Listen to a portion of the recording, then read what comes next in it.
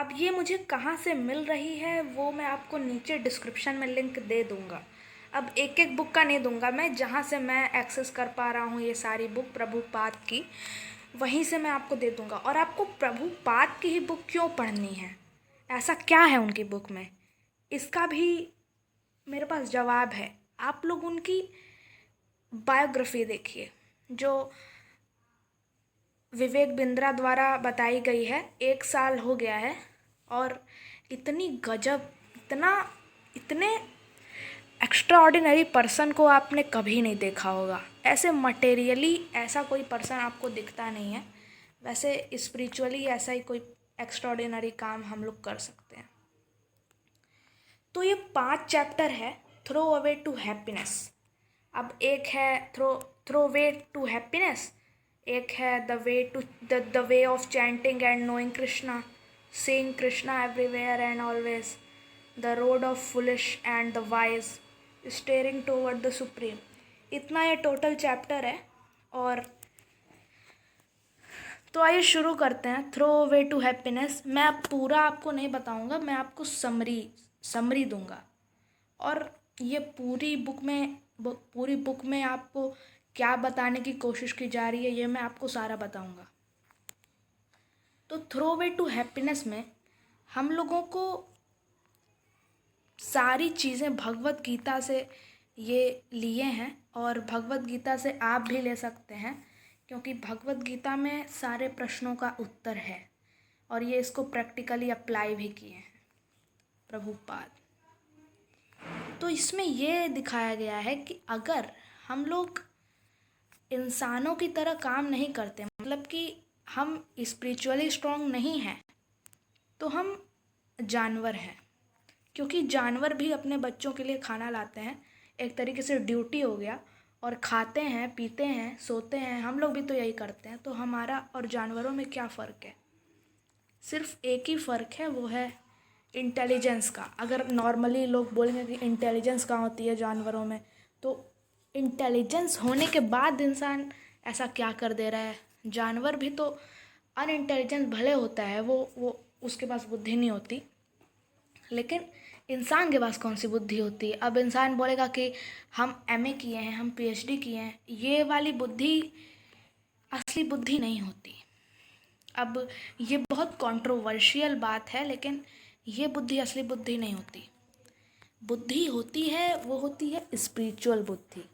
क्योंकि ये बुद्धि के बाद भी क्या आपको खुशी मिल रही है? नहीं मिल रही। तो ये बुद्धि असली बुद्धि नहीं। ये ज्ञान लेने के बाद भी क्या आप स्पिरिचुअली, मतलब कि आप एकदम इमोशनली स्ट्रांग हैं, आप मेंटली स्ट्रांग हैं, आप इंटेलेक्चुअली स्ट्रांग हैं। अब ऐसा आपको लगेगा कि आप इंटेलेक्चुअली स्ट्रांग हैं, लेकिन कई लोग ऐसी नॉलेजेस के बाद भी गलत काम कर देते हैं। ऐसे कई क्रिमिनल्स हैं अभी ऑलरेडी, जो ऐसी इंटेलिजेंस के बाद भी गलत काम कर देते हैं। तो ये असली इंटेलिजेंस नहीं हुई, ऐसा प्रभुपाद ने बताया। और इंसान की एक कॉन्शियसनेस होती है, तो इन्होंने ट्री हैव कॉन्शियसनेस, यानी कि इसका पूरा कहने का सेंस ये है इस पूरे पैराग्राफ का, कि इंसानों के अंदर ट्री जितनी कॉन्शियसनेस होती है, ट्री के पास कितनी कॉन्शियसनेस होती है, वो हम लोग से बात कर सकता है, वो ज्ञान दे सकता है? नहीं दे सकता। तो इंसानों के पास भी उतनी ही कॉन्शियसनेस है। कैसे? इंसानों के पास उतनी कॉन्शियसनेस इसलिए है क्योंकि उसके पास स्पिरिचुअलिटी नहीं है। अब असली खुशी तो स्पिरिचुअलिटी से ही आती है। ज़्यादातर लोगों को लगता है कि हम ये कर लेंगे, ये कर लेंगे, ये कर लेंगे तो हमें खुशी मिलेगी, लेकिन असली खुशी वहाँ से भी नहीं आती है। हम लोग सेंस ग्रेटिफिकेशन के तरफ आकर्षित रहते हैं, इसीलिए बहुत लोग गेम खेलते हैं, बहुत लोग स्मोक करते हैं, और बहुत लोग एक्सट्रीमली टोबैको का भी सेवन करते हैं। सब अभी ऐसे हम लोग को लगेगा कि वो लोग गलत करते हैं, लेकिन उनकी नज़र में वो लोग सही हैं। तो उनके पास ट्री जितनी कॉन्शियसनेस है, प्रभुपाद का ऐसा कहना है। या फिर भगवत गीता का भी ऐसा कहना है, क्योंकि ये भगवत गीता से ही तो सारी शिक्षाएं लिए हैं।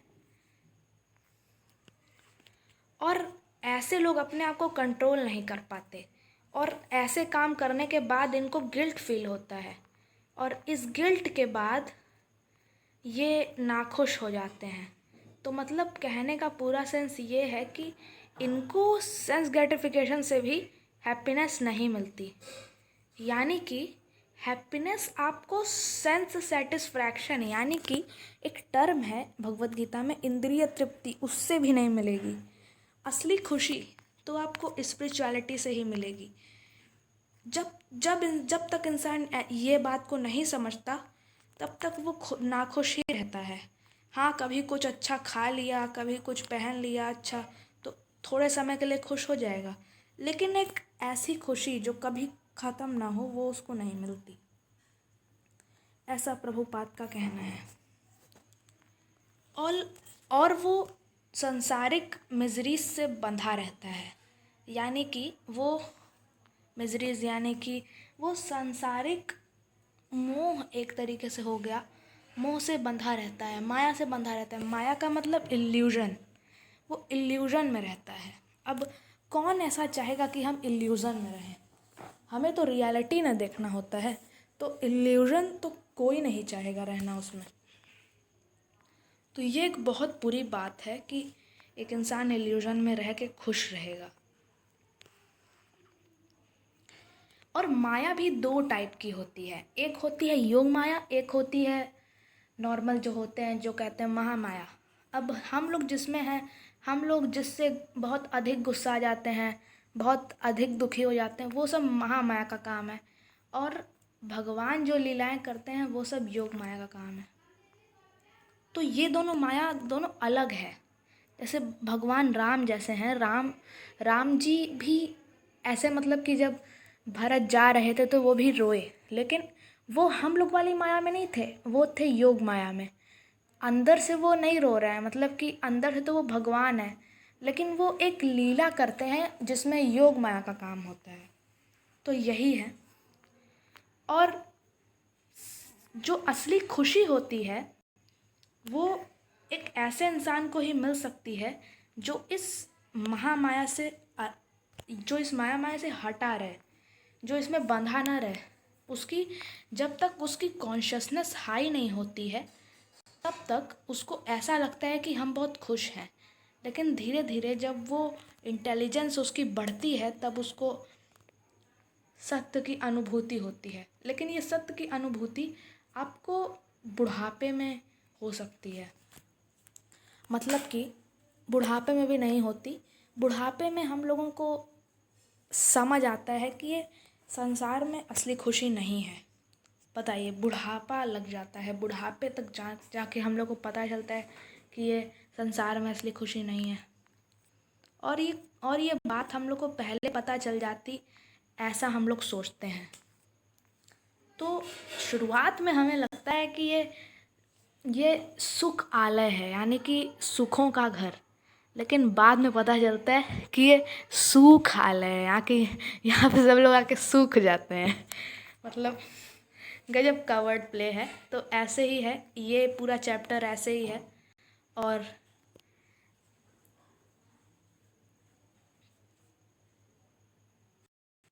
आगे आता है chapter 2, the way of chanting and knowing Krishna.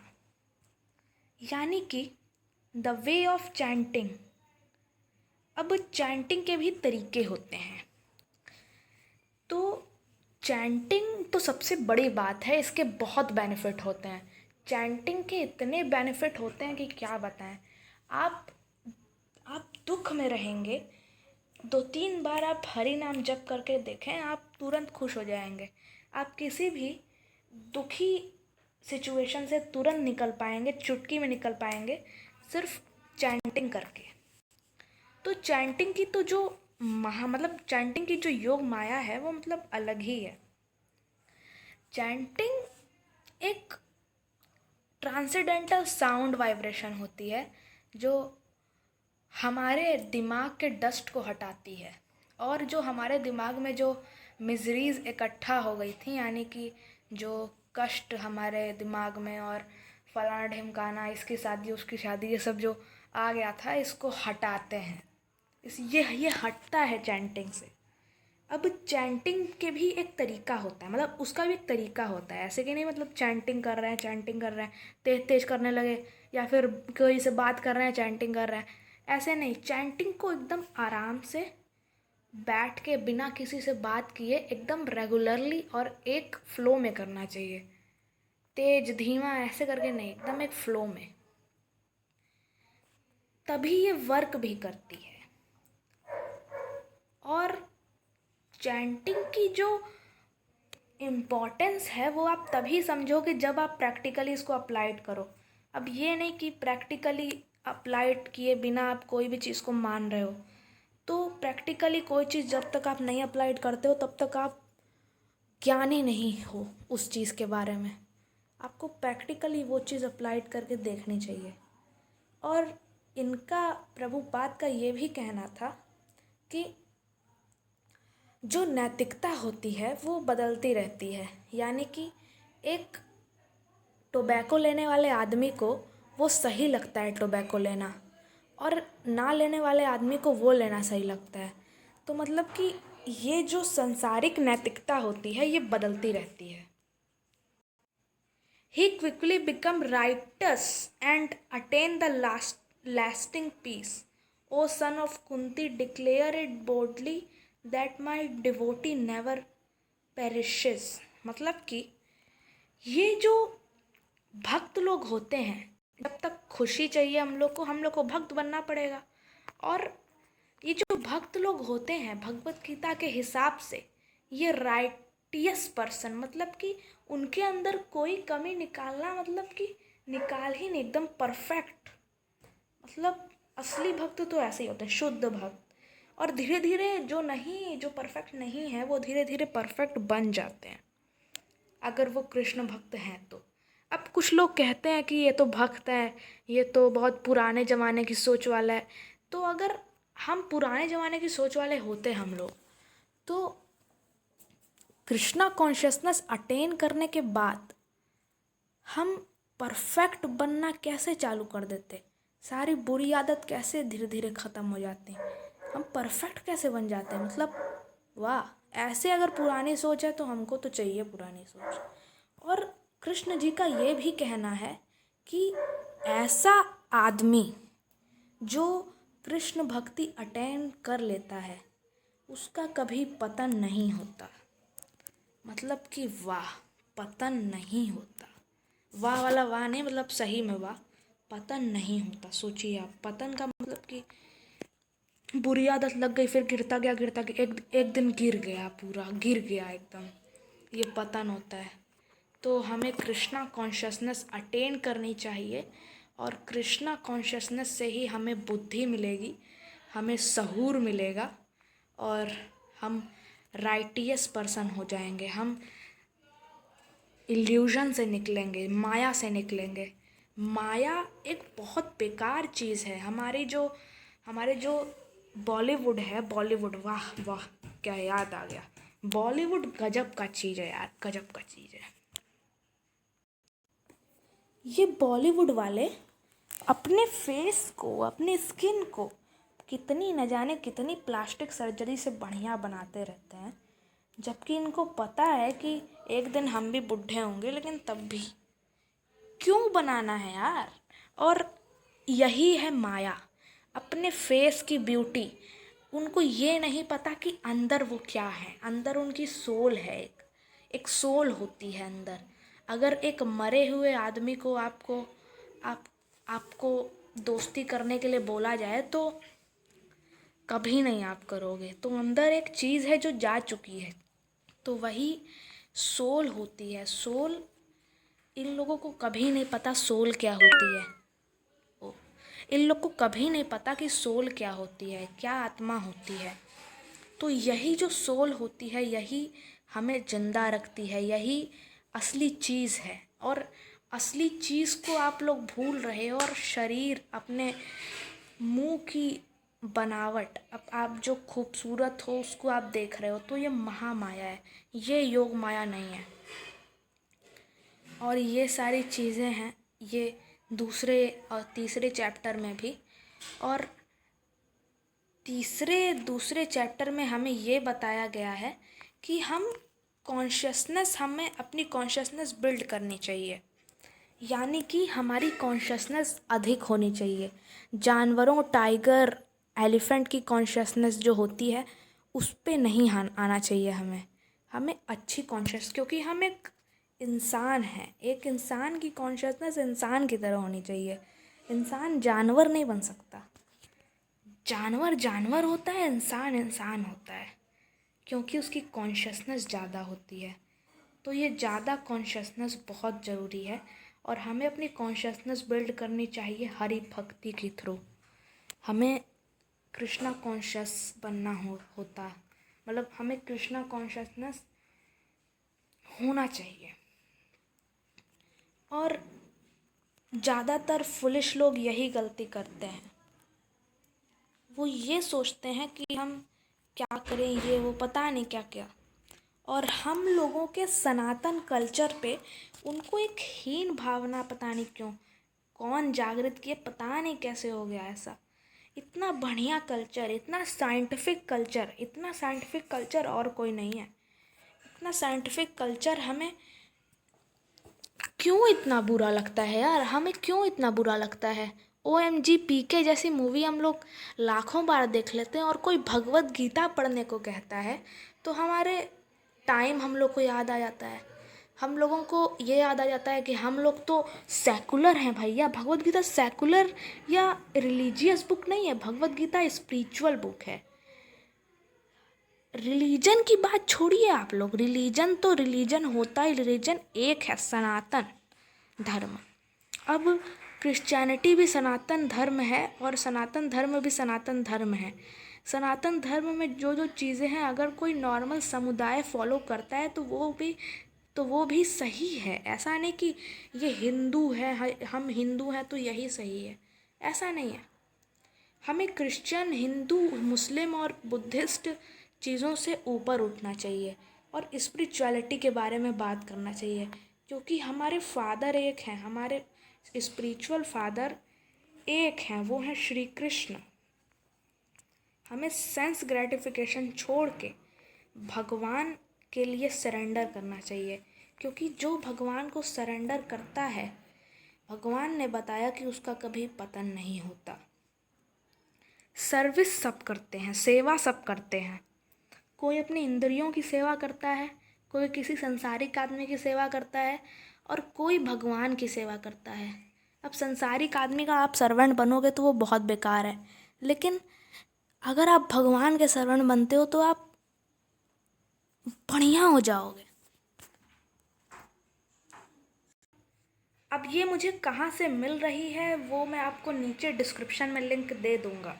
अब एक एक बुक का नहीं दूँगा मैं, जहाँ से मैं एक्सेस कर पा रहा हूँ ये सारी बुक प्रभुपाद की, वहीं से मैं आपको दे दूँगा। और आपको प्रभुपाद की ही बुक क्यों पढ़नी है, ऐसा क्या है उनकी बुक में, इसका भी मेरे पास जवाब है। आप लोग उनकी बायोग्राफी देखिए, जो विवेक बिंद्रा द्वारा बताई गई है। 1 साल हो गया है, और इतनी गजब, इतने एक्स्ट्रा ऑर्डिनरी पर्सन को आपने कभी नहीं देखा होगा। ऐसे मटेरियली ऐसा कोई पर्सन आपको दिखता नहीं है, वैसे स्पिरिचुअली ऐसा ही कोई एक्स्ट्रा ऑर्डिनरी काम हम लोग कर सकते हैं।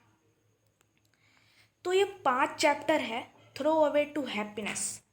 अब एक है थ्रो वे टू हैप्पीनेस, एक है the way of chanting and knowing Krishna, seeing Krishna everywhere and always, the road of foolish and the wise, steering toward the supreme. इतना ये टोटल चैप्टर है। और तो आइए शुरू करते हैं थ्रो वे टू हैप्पीनेस। मैं अब पूरा आपको नहीं बताऊंगा, मैं आपको समरी दूंगा। और ये पूरी बुक में आपको क्या बताने की कोशिश की जा रही है ये मैं आपको सारा बताऊंगा।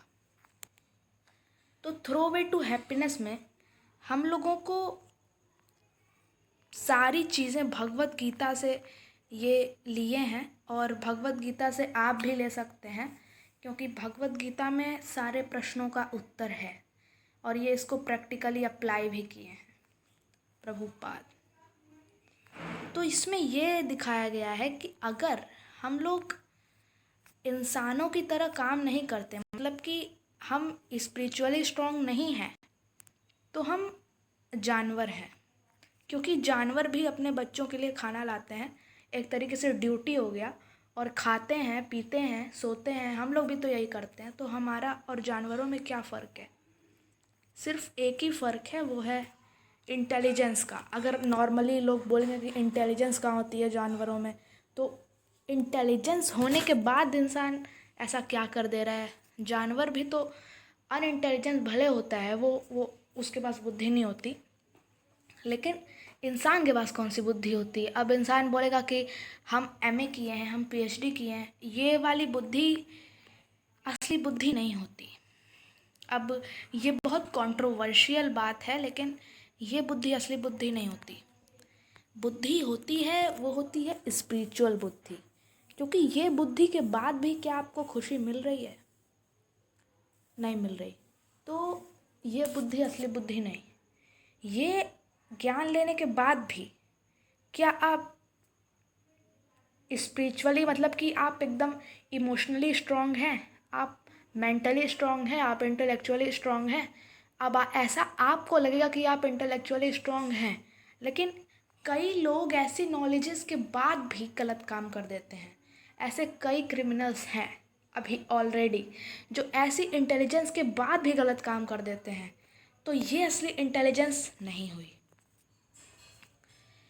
ऐसा प्रभुपाद ने बताया। और इंसान की एक कॉन्शियसनेस होती है, तो इन्होंने ट्री हैव कॉन्शियसनेस, यानी कि इसका पूरा कहने का सेंस ये है इस पूरे पैराग्राफ का, कि इंसानों के अंदर ट्री जितनी कॉन्शियसनेस होती है, ट्री के पास कितनी कॉन्शियसनेस होती है, वो हम लोग से बात कर सकता है, वो ज्ञान दे सकता है? नहीं दे सकता।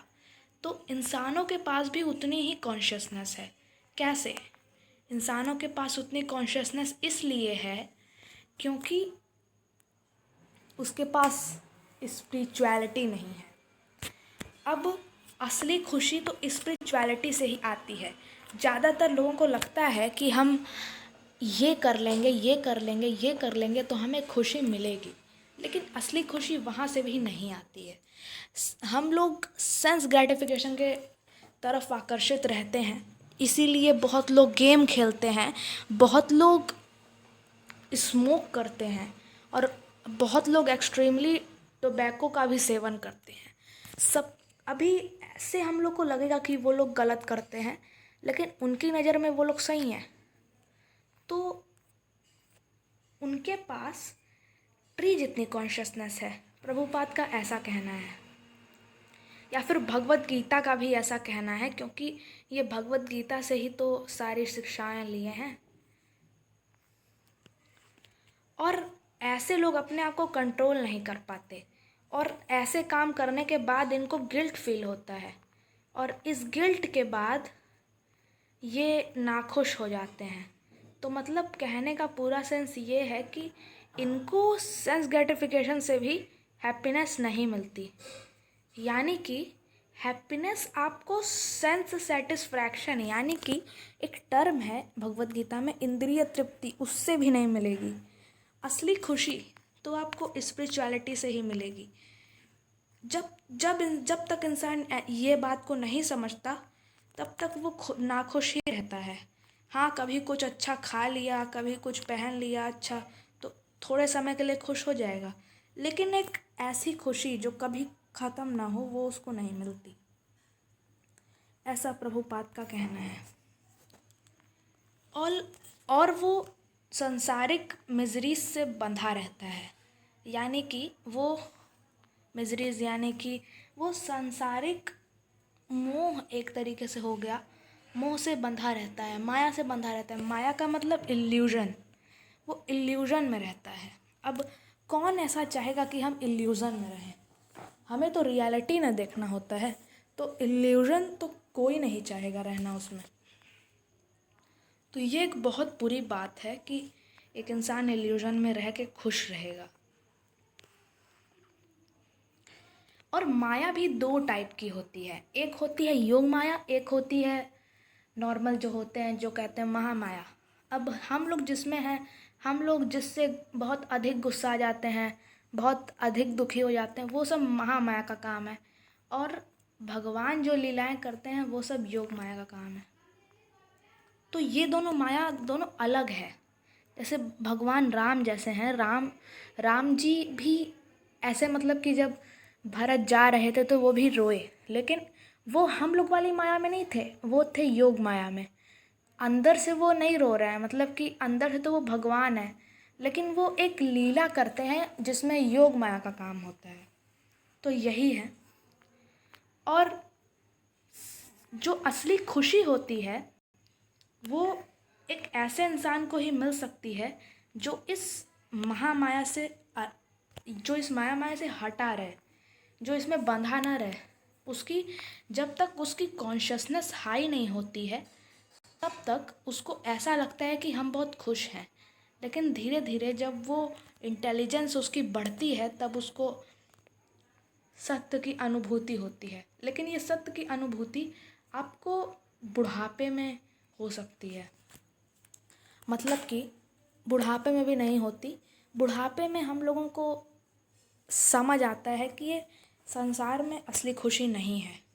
बताइए, बुढ़ापा लग जाता है, बुढ़ापे तक जाके हम लोग को पता चलता है कि ये संसार में असली खुशी नहीं है।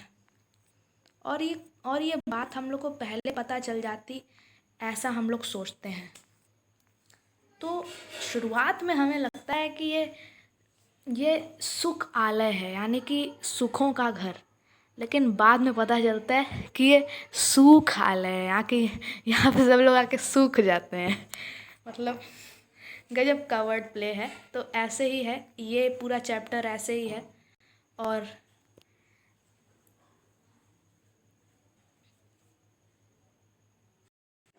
आगे आता है chapter 2, the way of chanting and knowing Krishna. यानी कि द वे ऑफ चैंटिंग, अब चैंटिंग के भी तरीके होते हैं। तो चैंटिंग तो सबसे बड़ी बात है, इसके बहुत बेनिफिट होते हैं। चैंटिंग के इतने बेनिफिट होते हैं कि क्या बताएं। आप आप दुख में रहेंगे, 2-3 बार आप हरि नाम जप करके देखें, आप तुरंत खुश हो जाएंगे। आप किसी भी दुखी सिचुएशन से तुरंत निकल पाएंगे, चुटकी में निकल पाएंगे, सिर्फ चैंटिंग करके। तो चैंटिंग की तो जो मतलब चैंटिंग की जो योग माया है वो मतलब अलग ही है।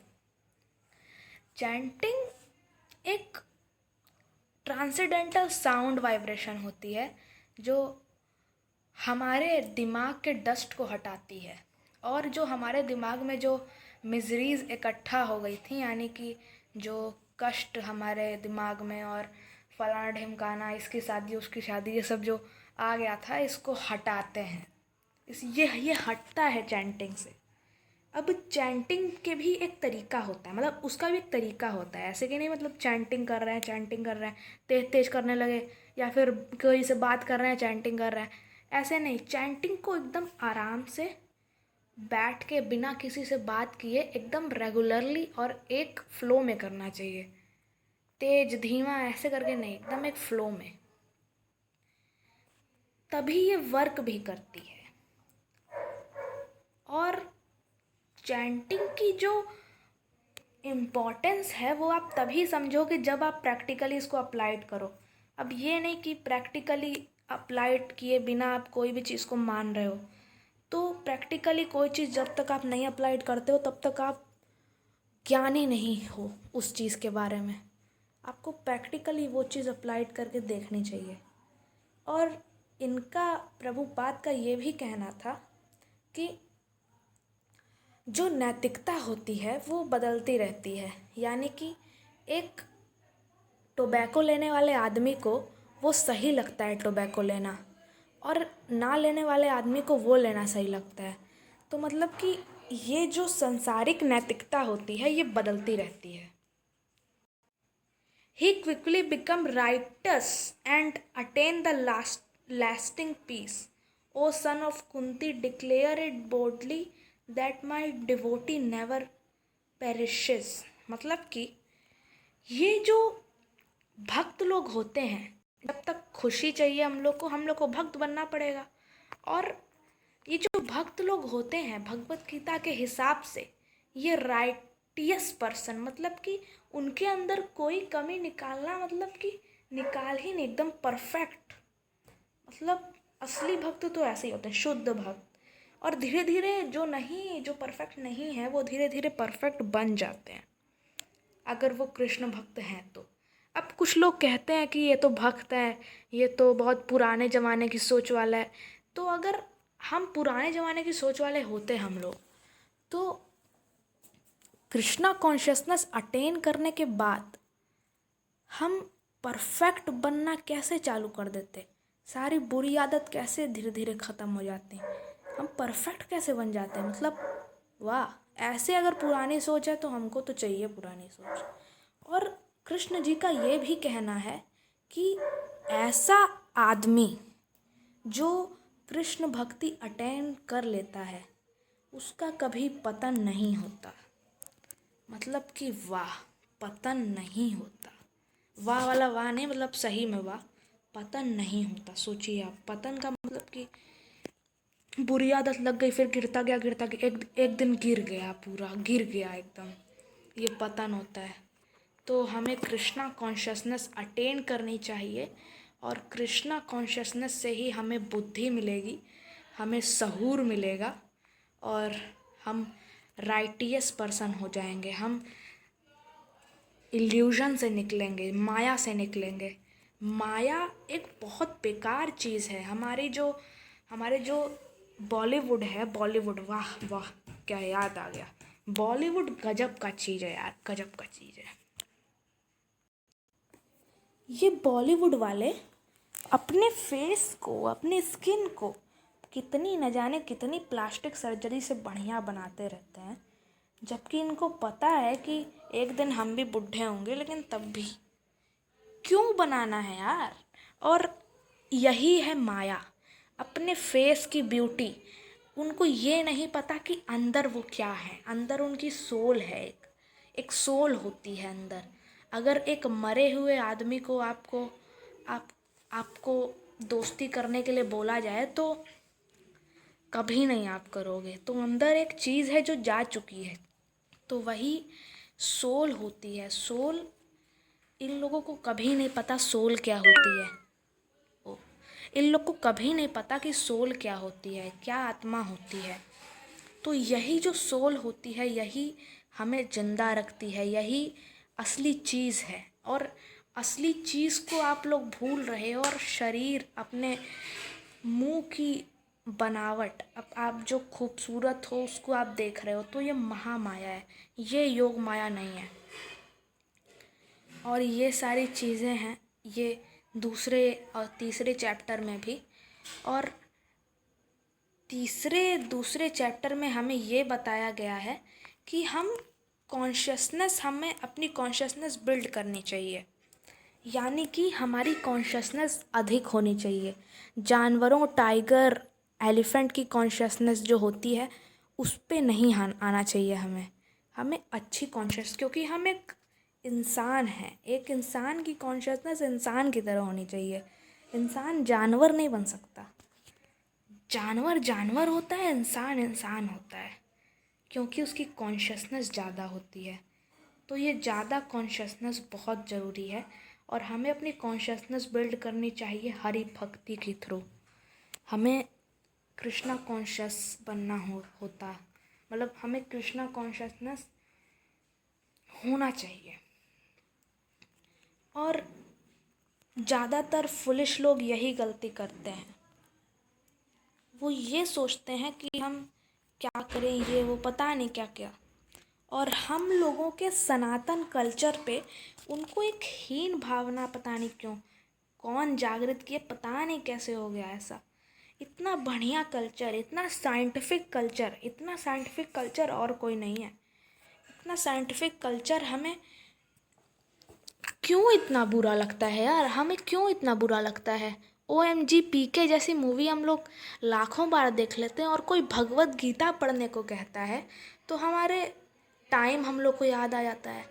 हम लोगों को ये याद आ जाता है कि हम लोग तो सेकुलर हैं भैया। भगवत गीता सेकुलर या रिलीजियस बुक नहीं है, भगवत गीता स्पिरिचुअल बुक है।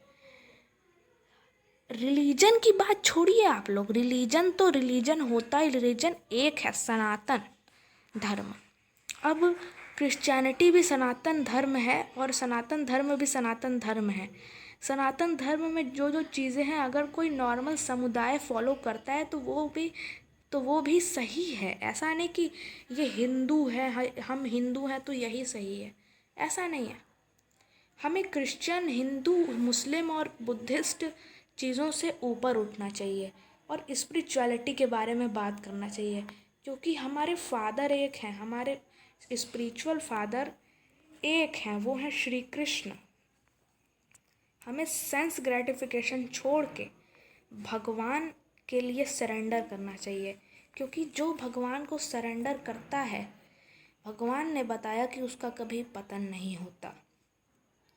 सर्विस सब करते हैं, सेवा सब करते हैं। कोई अपनी इंद्रियों की सेवा करता है, कोई किसी संसारिक आदमी की सेवा करता है, और कोई भगवान की सेवा करता है। अब संसारिक आदमी का आप सर्वेंट बनोगे तो वो बहुत बेकार है, लेकिन अगर आप भगवान के सर्वेंट बनते हो तो आप बढ़िया हो जाओगे। तो 5वें चैप्टर में प्रभुपाद ने ये बताया कि स्टेयरिंग टुवर्ड द सुप्रीम, यानी कि हमें सरेंडर किसको करना है और क्यों करना है, और ये सारी चीज़ों के बारे में पूरी तरीके से यहाँ डिटेल में बात हुई है। तो कृष्ण ही परम गॉड हैं, ये आपको हर पुराण में, हर में तो आपको यही मिलेगा, और ये सत्य भी है। जो परम ईश्वर हैं वो श्री कृष्ण हैं। बाकी सबको प्रभुपाद ने डेमी गॉड कहा है, और इन्होंने कहा कि अगर आप इनकी भी पूजा करते हो तो आप धीरे धीरे आप परम ब्रह्म तक, मतलब परम भगवान, परम ईश्वर तक आ जाओगे। तो ये गलत नहीं है, लेकिन जो निराकारवादी हैं, जो ऐसा मानते हैं कि गॉड नहीं है, गॉड हम हैं, या फिर ऐसा कुछ मानते हैं, या फिर भगवान को निर्गुण ही मानते हैं, उनमें कुछ गुण ही नहीं है, ऐसे जो लोग हैं वो लोग गलत हैं, ऐसा कहना है। क्योंकि भगवान के अंदर इतने गुण हैं कि मैं क्या ही बताऊं।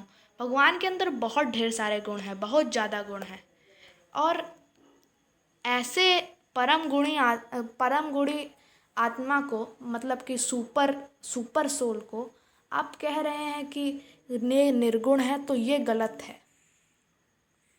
ऐसे तो ये बेइज्जती हुआ ना। आप ऐसा कहिए कि ये अनलिमिटेड इनके अंदर गुण हैं। निराकार इसलिए कहते हैं क्योंकि अनलिमिटेड गुण है। ये निर्गुण जो वर्ड है, ये बहुत नेगेटिव टर्म है। तो इस चैप्टर का पूरा जो समरी है वो ये है कि सही ट्रूली हैप्पीनेस आपको खोजिए, आप उसको, और मटेरियल बॉडी से ऊपर उठिए और भगवान को सरेंडर करिए, भगवान के सर्वेंट बनिए, और सही तरीके से आप अपने स्क्रिप्चर्स को पढ़िए और चैंटिंग भी करिए। बाकी यही है पूरा चैप्टर और पूरी बुक यही है, और इसी के साथ हमारी इस बुक की समरी कंप्लीट होती है। अगर आपको ऐसी और बुक्स पढ़नी है तो आप नीचे दिए गए लिंक से आप ये वाले ऐप को डाउनलोड कर सकते हैं, और नीचे भगवत गीता की भी एक लिंक दी गई है, क्योंकि ज्ञान ही सब चीज़ का वो है, सबका अंत है, आपको अंदर से सेटिस्फाई कर सकता है, आपकी सारी जानने की लालसा को पूरा कर सकता है, वो ज्ञान ही है। तो ज्ञान आपको हर चीज़ में मदद करेगा, तो ज्ञान में कभी आप पीछे मत लीजिए और भगवत गीता पढ़िए एक बार, ये ऐसी बुक नहीं जो किसी वॉयलेंस को बढ़ाए, या फिर ऐसी बुक नहीं जो आपको वैरागी बनाए। वैरागी जो टर्म है वो गलत तरीके से दिखाया जाता है। वैरागी का मतलब कि जो अपने कर्म को निष्काम भाव से करे और हमेशा भगवान की हेल्प में रहे। ऐसे हम लोग सोचते हैं कि जो वैरागी मतलब कि छोड़ छाड़ के चला जाता है, ऐसा नहीं होता है वैरागी। ऐसे कई टर्म है, जैसे साधु है, साधु का मतलब होता है प्योर सोल। लेकिन ऐसा हम लोग को नहीं बताया जाता, क्योंकि हम लोग बॉलीवुड देखते हैं, तो बॉलीवुड तो हमारे सनातन धर्म को पुराना ही दिखाएगा।